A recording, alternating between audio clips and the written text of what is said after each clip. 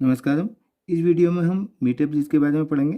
तो meter bridge का दूसरा नाम है स्लाइड वायर ब्रिज भी बोलते हैं इसको।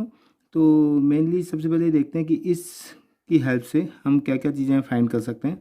तो मीटर ब्रिज की हेल्प से हम किसी अननोन रजिस्टर का रेजिस्टेंस निकाल सकते हैं और उसी रजिस्टर का हम रेजिस्टिविटी निकाल सकते हैं। अगर रेजिस्टिविटी आ गया तो ऑब्वियसली हम कंडक्टिविटी भी निकाल सकते हैं क्योंकि दोनों एक दूसरे के रेसिप्रोकल हैं। और दूसरा इसके अलावा हम क्योंकि जब करंट फ्लो होगी तो किसी भी कंडक्टर में हीटिंग इफ़ेक्ट होगा तो कितना टेम्परेचर राइज हुआ तो वो भी निकाल सकते हैं। तो ये हमारे काम हैं इसके। तो देखते हैं ये किस प्रिंसिपल पर काम करता है और इसका क्या कंस्ट्रक्शन है और ये जो चार चीज़ें हमने बोली हैं इनको हम कैसे निकालेंगे।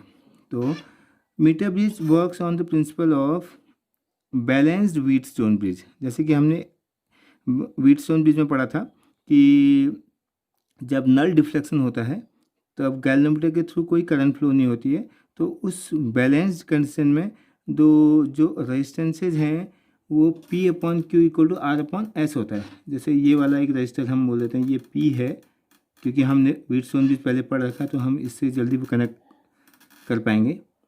ये हमारे पास एक रजिस्टर ये है और एक रजिस्टर ये है। तो P upon Q equal to R upon S ये हमने पढ़ा था। ये condition P upon Q equal to R upon S तब होगी जब हम स्विच ऑन करेंगे, यहाँ से करंट फ्लो होगी। करंट फ्लो होने के बाद जब इस पॉइंट पर इस पॉइंट पर पोटेंशियल डिफरेंस सेम रहेगा तो इसके थ्रू कोई करंट फ्लो नहीं होगी। अगर हमने स्विच ऑन भी करा तो कोई करंट फ्लो नहीं होगी। तो आई जी की वैल्यू क्या होगी नल डिफ्लेक्शन के केस में आई जी इक्वल टू जीरो हो जाएगा। जब आई जी की जीरो होगी तो हम उसको बोलेंगे नल डिफ्लेक्शन। जब भी नल डिफ्लेक्शन होगा हमें पता है कि P upon Q equal to R upon S होना है। तो अब देखते हैं कि इस प्रिंसिपल के बेस पे मीटर ब्रिज कैसे काम करता है। उससे पहले हम देखते हैं सबसे पहले मीटर ब्रिज का वो कंस्ट्रक्शन क्या है।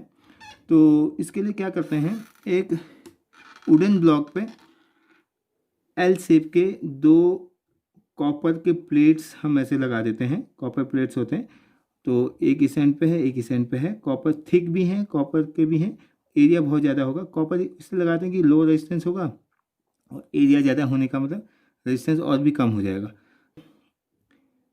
इसके एंड्स पे इन जो एल हमने कॉपर के प्लेट्स लगाए हैं इन पे हमने क्या लगा रखे हैं, एक 1 मीटर वायर है। इसी 1 मीटर वायर की वजह से ही इसका नाम मीटर ब्रिज भी पड़ा है। ठीक है, तो 1 मीटर वायर है। और वायर की खास बात क्या है, ये जो वायर होगा वो एक तो जो वायर होगा वो उसका यूनिफॉर्म क्रॉस सेक्शन होगा। ठीक है, एरिया ऑफ क्रॉस सेक्शन जो है यूनिफॉर्म होगा। मतलब ऐसी कोशिश की जाएगी कि यूनिफॉर्मली जो एरिया ऑफ क्रॉस सेक्शन वाला वायर यहाँ से लगाएंगे हम। दूसरा ये वायर जो है या कॉन्स्टेंटेन का होगा या मैंगनीज का होगा। ऐसा क्यों, इसकी बात हमने पहले पढ़ी है। ये इनके लिए जो अल्फ़ा की वैल्यू है, जो टेम्परेचर कोफिशिएंट है वो क्या है, वो लो होता है। तो टेम्परेचर कोफिशिएंट लो होने का क्या मतलब है कि जैसे जैसे करंट फ्लो होगी तो हीटिंग इफेक्ट क्या होगा, हीटिंग इफेक्ट की वजह से टेम्परेचर बढ़ने से रेजिस्टेंस में बहुत ही स्लोली अगर चेंज आता है, इसका मतलब नेग्लिजिबल चेंज आएगा रेजिस्टेंस में। तो इसलिए हम इस वायर का यूज़ करते हैं जिससे कि हमारा जो एक्सपेरिमेंट है उसमें रिजल्ट्स में चेंज ना आ जाए। तो लो टेम्परेचर कोफिशिएंट वाला वायर लेंगे, वो कॉन्स्टेंटेन और मैग्नीन हो सकता है। ठीक हो गया। तो अब रही बात, अगर व्हीटस्टोन ब्रिज से इसको कंपेयर करें तो हमारे पास एक रजिस्टर ये है ना, यहाँ पर हमने एक रेजिस्टेंस बॉक्स लगा दिया। तो इसमें से कोई भी रेजिस्टेंस निकालेंगे तो वहाँ पता होगा। मान लो ये रेजिस्टेंस P है, क्योंकि इसके ऐसा इसलिए बोला क्योंकि P यहाँ से इन दोनों को अगर हम कंपेयर करेंगे तो ये एक जैसे दिखने चाहिए ना। ये P है तो ये भी P है। और दूसरा यहाँ पर अननोन रजिस्टर हमने कोई लगा दिया जिसका हमें वो रेजिस्टेंस फाइंड करना है, वो Q है। Q अननोन है, मान लें Q अननोन रजिस्टर है जो इस पॉइंट पे है। और तीसरा ये जो इसके नॉमेनक्लेचर में बात करेंगे तो अगर ये A है और ये C है, A और C एंड में हमने वायर लगा दिया। ठीक हो गया। तो एक A एंड से और ये एक पॉइंट और है, इसको हमने बोल दिया B। तो ए से बी के बीच में हमारा एक पी क्या है, रजिस्टर है। तो ये पी रजिस्टर जो है ए और बी के बीच में है, इसका मतलब ये बी होना चाहिए। और बी से लेके सी के बीच में क्या है, एक क्यू रजिस्टर है। बी से लेके सी के बीच में क्यू रजिस्टर है।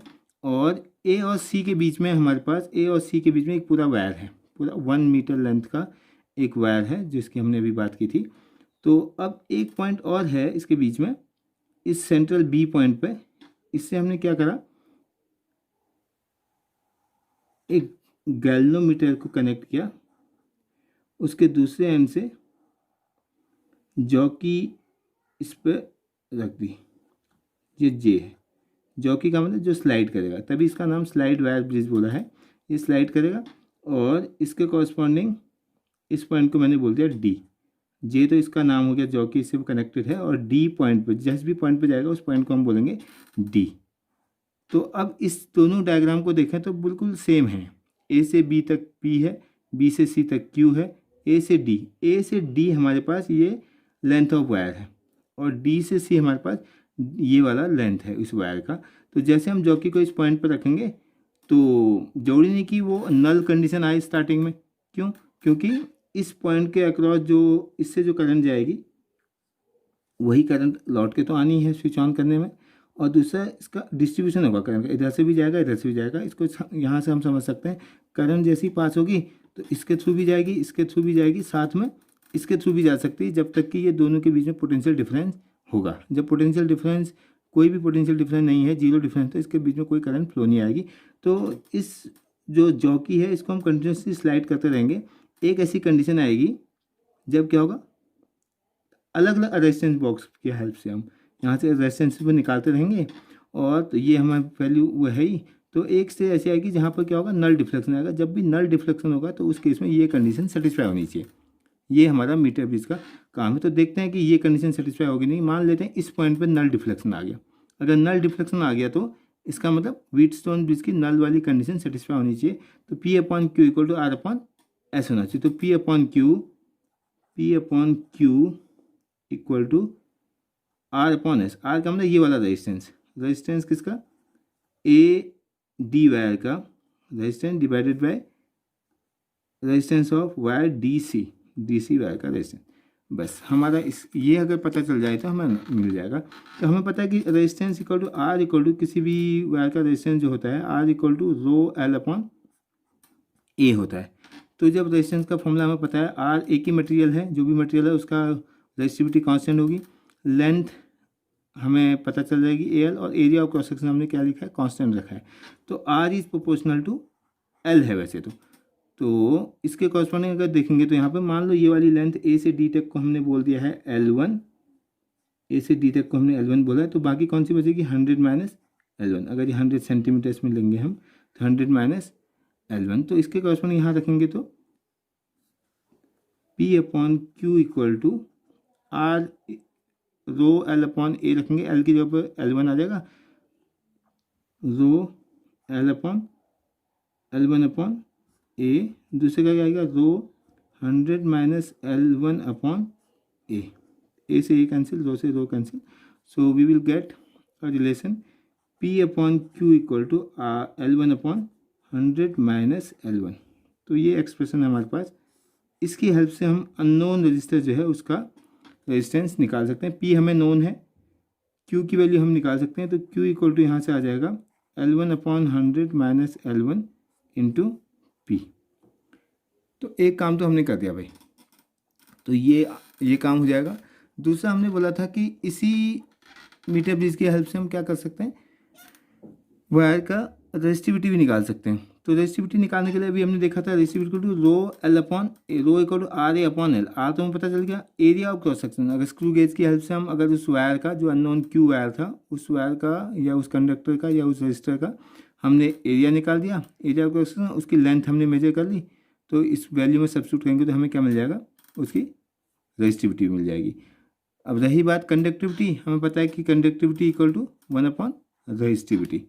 तो ये सारे काम हो जाएंगे हमारे पास, बशर्ते पहले हमें रेजिस्टेंस फाइंड करना पड़ेगा। इसके अलावा अगर हमें किसी कंडक्टर का टेम्परेचर निकालना है, कितना उस पर राइज हुआ, तो इसके लिए हमें पता है कि फॉर्मूला होता था, हमने पढ़ा था R T equal to at a certain temperature, मतलब R T equal to R naught 1 plus alpha theta, ऐसे बोल सकता हूँ। तो अगर इसको थोड़ा सॉल्व करें तो R T minus R not equal to R not alpha theta, equation number 1। तो अगर कोई कंडक्टर है, उसका हमें टेम्परेचर निकालने की कितना उसका टेम्परेचर हो गया है ना, कितना टेम्परेचर राइज किया उसने थीटा, और उसका हमें रेजिस्टेंस मालूम जाएगा। ये आर टी की वैल्यू हम ऐसे निकाल सकते हैं व्हीटस्टोन ब्रिज की हेल्प से। हमने वायर लिया, वायर को सबसे पहला काम तो क्या करो, 0 डिग्री वाले आइस में डाल दो, उसमें डालोगे तो वायर का टेम्परेचर हो जाएगा 0 डिग्री। तो उस केस में हमने उसका रेजिस्टेंस निकाल लिया, एक चीज़ कर ली, तो आर नॉट हमें मिल गया। दूसरा हम क्या करेंगे, इसी वायर को R100 में रख दो, उसको स्टीम के साथ 100 डिग्री वाले स्टीम के साथ अगर उसको गर्म करें तो उसका टेम्परेचर हो जाएगा R100, टेम्परेचर हो जाएगा 100। तो उस केस में उसका रेजिस्टेंस मेजर करेंगे तो दूसरी चीज़ पता चल जाएगी। तो इसी इक्वेशन से हम निकाल सकते हैं R100 minus R not equal to R not alpha into 100। तो 100 डिग्री राइज करने में ये हो रहा है, ठीक है। इन दोनों इक्वेशन को अगर मैं डिवाइड करूँ तो क्या हो जाएगा हमारे पास, theta equal to right side में alpha alpha cancel, R naught cancel, theta upon 100 equal to R T minus R naught divided by R100 minus R naught into 100। इससे हमें क्या पता जाएगा, कितना डिग्री का राइज आया है आर टी डिग्री के निकालने में, आर टी डिग्री में निकालने में कितना उसका रेजिस्टेंस हमें पता चल गया था, आर नॉट में पता है, R100 में पता है, तो हमें थीटा पता चलेगा। हम टेम्परेचर भी निकाल सकते हैं, मतलब अगर हमें अल्फ़ा की वैल्यू पता है तो सीधे एक ही इक्वेशन से भी पता चल जाएगा। Okay, thank you.